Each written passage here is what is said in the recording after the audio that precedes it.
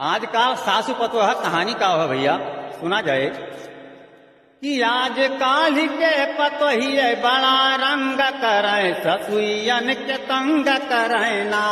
आज काल के पतोहिए बड़ा रंग करे ससुयन के तंग करे ना।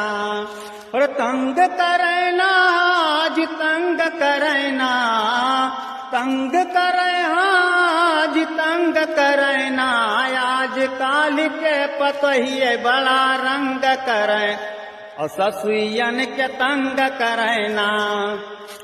अरे चले उल्टा पल्ला मारी और भर्ती भैली आंगनबाड़ी, चले उल्टा पल्ला मारी अरे भर्ती भैली आंगनबाड़ी।